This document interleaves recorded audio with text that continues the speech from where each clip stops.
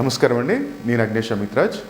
So చాలామంది ఏంటంటే నూతన సంవత్సరం మనకు రాబోతుంది అంటే మనం జాతక పంచాంగాలు కానీ ఏది కానీ మనం ఉగాది నుంచి చూసుకుంటాం. కాకపోతే ఏంటంటే చాలామందికి జనవరి నుంచే మనం ఎలా ఉండబోతుంది, ఏ రాశి వరకు ఎలా ఉంటుంది, ఎలాంటి పరిహారం మనం చేసుకోవాలి అంటే ఇప్పుడు చూడండి, ఇది క్రోధనామ సంవత్సరమా ఇంకా వేరే వేరే సంవత్సరకాలు అంటే క్రోధనామ సంవత్సరం వెళ్ళిపోతుంది.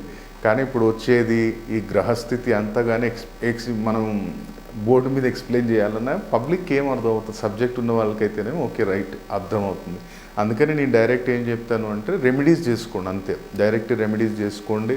ఒకవేళ మీ డేట్ ఆఫ్ బర్త్ టైం ఉంది అంటే ఆ డేట్ ఆఫ్ బర్త్ టైం ప్రకారంగా కూడా ఒకవేళ మంచి ఒక ఆస్ట్రోన్యూమరాలజిస్ట్ని కన్సల్ట్ అయ్యి మీకు నేమ్ కరెక్షన్ ఏమైనా ఉన్నా లేదనుకుంటే నేను లైఫ్ టైం చేసుకోవాల్సిన రెమెడీస్ లేదా లైఫ్ టైం వేసుకోవాల్సిన రత్నం కానీ ఏదైనా ఉన్నా మీరు తెలుసుకొని చేసుకోవచ్చు.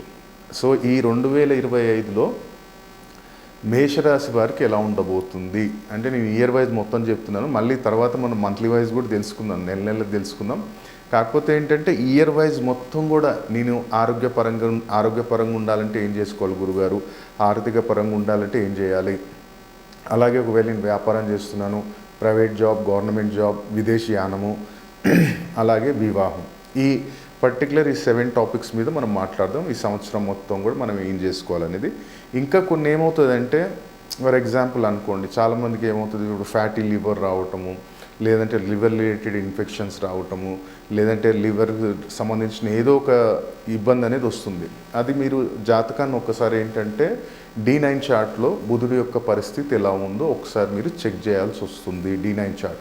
అలాగే ఒకవేళ ఇతను రికవర్ అవుతాడా లేదా, D4 చార్ట్లో 4th హౌస్లో ఎలాంటి ప్లానెట్ ఉంది, ఎందుకంటే ఈయన క్యూర్ అవుతాడా లేదా అది కూడా చూడాలి కదా, ఎలా ఈయన రికవర్ అవ్వగలుగుతాడా లేదా లైఫ్ టైం మెడిసిన్స్ వాడుతూ ఉండాలనేది తెలుసుకోవాలి. సో అది ఎప్పుడు మనం అనలైజ్ చేయగలుగుతాం, గోచారిస్తే చేయలేము.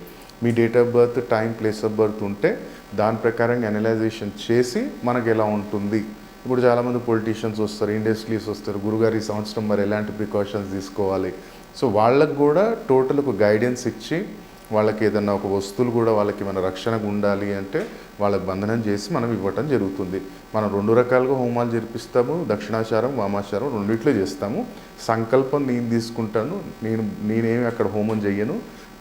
ఇప్పుడు ఎట్లా అంటే ఒక సినిమాకి డైరెక్టర్ పని చేస్తే ఒక కెమెరామ్యాన్, ఒక మేకప్ ఆర్టిస్ట్ ఇట్లా ఎట్లా ఉంటారో అక్కడ మెయిన్ పిల్లరు నేను కూర్చుంటాను, సంకల్పం తీసుకొని అందరిది చేపీయటం. మన సోదరులు, మన మిత్రులు బ్రాహ్మణ్స్ వాళ్ళు వస్తారు, వాళ్ళకు కూడా హోమాలు ఎంతోమంది పొలిటీషియన్స్కి కావచ్చు, ఇండస్ట్రీ వాళ్ళకి కానీ మనం చేయించాం. కానీ బయట వీడియోస్ పెట్టాం, ఎందుకంటే వాళ్ళు పర్సనల్గా నేను ఏ రోజు వాళ్ళు చెప్తాను కానీ నేను వద్దని చెప్తా. కాన్సెప్ట్ ఉంటే వాళ్ళు పబ్లిక్ నా దగ్గరికి వస్తారు, మీరేం రికమెండ్ చేయనక్కర్లేదు, మీకు బాగా అనిపిస్తే మీరు నలుగురు చెప్పండి.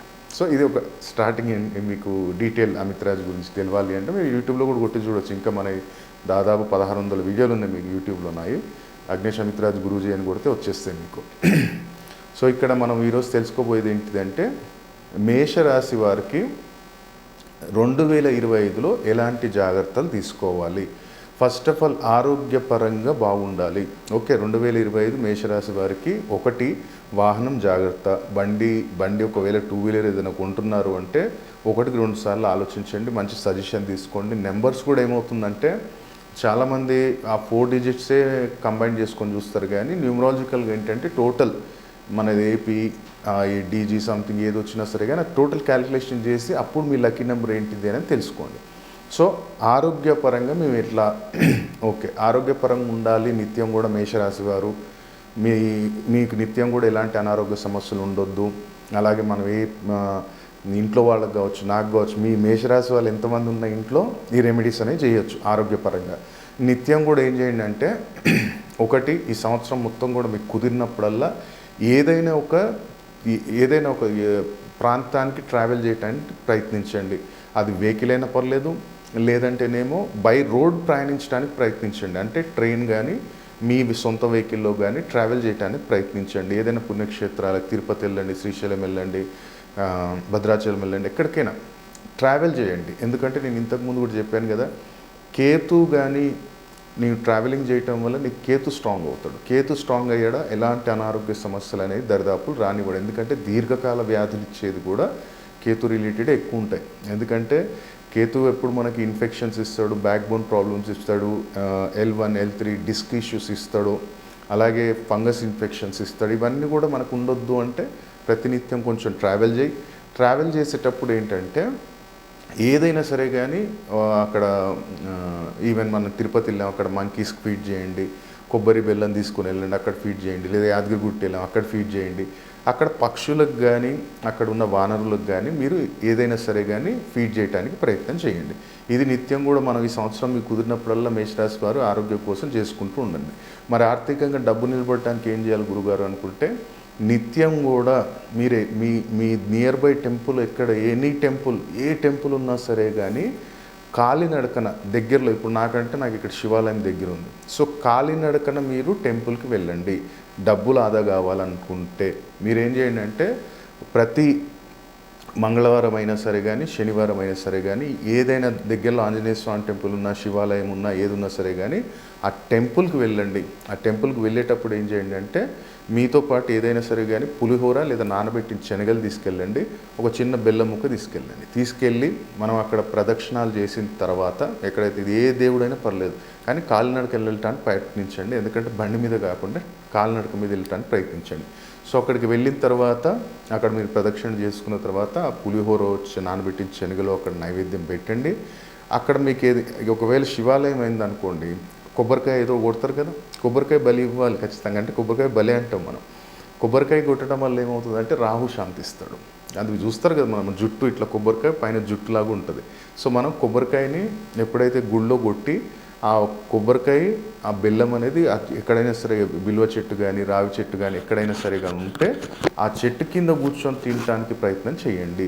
ఇది చేయటం వల్ల కూడా ఇంట్లో వచ్చిన డబ్బు నిలబడటానికి పూర్తి అవకాశం ఉంటుంది. ఇది నిత్యం కూడా చేస్తుండాలి. ఎందుకంటే మన ఆలోచన ఇప్పుడు నేను ఇది ఖర్చు పెట్టాలి అన్న ఆలోచన ఎక్కడి నుంచి వస్తుంది, నీకు స్టార్ట్ అవుతుంది నెగిటివ్గా. అంటే ఉన్న పైసలలో కాకుండా ఇంకో 10 రూపాయలు అప్పు చేసి, నేను ఇప్పుడు నా దగ్గర 50,000 ఉన్నాయి, 50,000 కట్టేసి నేను డౌన్ పేమెంట్ కట్టి నేను ఐఫోన్ తీసుకుంటా అంటే అంత అవసరం లేదు కదా. ఐఫోనే వాడాలని ఏముంది, మనం ఏదైనా 50,000 మంచి ఫోనే తీసుకోవచ్చు. కానీ ఆ అత్యాశను పెట్టేది ఏంటంటే రావు. కాబట్టి కంట్రోల్ ఉండాలి. నెక్స్ట్ వచ్చేసి నేను వ్యాపారం చేస్తున్నాను గురుగారు అంటే నిత్యం కూడా నీకు పూజా సామాగ్రిలో ఎక్కడైనా సరే కానీ సప్తధాన్యాలు దొరికితే, లేదంటే నువ్వు ఇంట్లోనే రెడీ చేసుకోవచ్చు. సప్తధాన్యాలు దొరికాయా అవి పక్షులకు వేయటం మొదలుపెట్టు. ఎక్కడైనా సరే కానీ గుళ్ళో అన్నదానం, గుళ్ళో పర్టికులర్ బయట అనట్లేదు, గుళ్ళో ఎక్కడైనా అన్నదానం జరుగుతుంది అంటే ఈ సంవత్సరం నీకు కుదిరినప్పుడల్లా ఎర్రపప్పు అనేది కొంచెం 1 కేజీయో లేదనుకుంటే ఒక 2 కేజీలో నీ ఇష్ట ప్రకారంగా అక్కడ ఇస్తూ ఉండు టెంపుల్లో ఎర్రపప్పు, ఎవరికైతే వ్యాపారం ఉందో.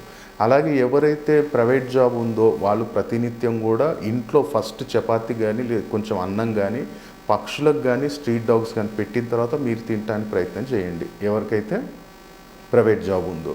అలాగే ఎవరికైతే గవర్నమెంట్ జాబ్ రిలేటెడ్ ఉన్నారో వాళ్ళు నిత్యం కూడా మీరు ఏం చేయండి అంటే దగ్గరలో ఎక్కడైనా సరే కానీ రావి చెట్టు దగ్గర ప్రతి గురువారము శనివారం రోజు మీకు కుదిరినప్పుడల్లా ఈ సంవత్సరం మొత్తంలో కూడా గురు శనివారాలలో రావి చెట్టు దగ్గర దీపం పెట్టగలిగితే, నెలకు ఒకసారి పెడతావా పెట్టు, నో ఇష్యూ.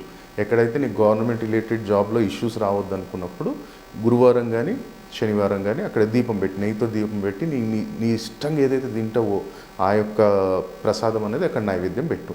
ఇది మనకి ఎవరికైతే ప్రైవేట్ జాబ్, గవర్నమెంట్ జాబ్ వాళ్ళకి. అలాగే ఎవరైతే విదేశీయానం వెళ్ళాలనుకుంటున్నారో ప్రతినిత్యం కూడా నీళ్ళల్లో షుగర్ వేసి ఆ నీళ్ళతోటి శివయ్యకి అభిషేకం చేయటం మొదలుపెట్టు. నీ విదేశీయానం అవకాశాలు కూడా పూర్తిగా ఈ సంవత్సరం పెరుగుతాయి. అలాగే ఎవరైతే వివాహం గురించి ఎవరైతే ప్రయత్నాలు చేస్తున్నారో మేషరాశి వారు, ఈ సంవత్సరం నాకు ఎట్టి పరిస్థితుల్లో జరగాలి గురుగారు అనుకుంటే ఈ సంవత్సరం మీరు ఏం చేయండి అంటే ప్రతినిత్యం కూడా ఎక్కడైతే రావి చెట్టు నిమ్మ చెట్టు 2 కలిసి ఉన్నాయో అక్కడ మీరు నెలలో ఒక్కసారి బుధవారం రోజు దీపం పెట్టడానికి ప్రయత్నం చేయండి. అక్కడ ఏదైనా సరే కానీ మీ ఇష్ట ప్రకారంగా తీపి పదార్థం అక్కడ పెట్టేసేయండి. ఈ యొక్క రెమెడీస్ అనేది జనరల్గా ఇంకా డెప్త్ ఉంటాయి. అవి ఏంటంటే ఇంకా మనకు డేట్ ఆఫ్ బర్త్ టైం ప్రకారంగా మనం ఒకసారి అనలైజ్ చేసినప్పుడు ఇంకా డెప్త్గా మనము ఇంకా బెస్ట్ రెమెడీస్ ఇన్స్టెంట్గా రిజల్ట్ ఉండేటివి కూడా మనం చెప్పగలుగుతాం. కాబట్టి మేషరాశి వారు ఈ సంవత్సరం మొత్తం మీకు కుదిరినప్పుడల్లా ఈ రెమెడీస్ చేసుకుంటూ ఉండండి. అన్ని రకాలుగా మీకు బ్రహ్మాండమైన ఫలితాలు అనేవి మనకి స్టెప్ బై స్టెప్ మనకు తెలుస్తాయి. కాబట్టి ఈ పరిహారాలు 2025లో చేసి మేషరాశి వారు మంచి ఫలితాలు పొందాలని కోరుకుంటున్నాను. సర్వే జనా సుఖినో భవంతు. ఓం నమః శివాయ.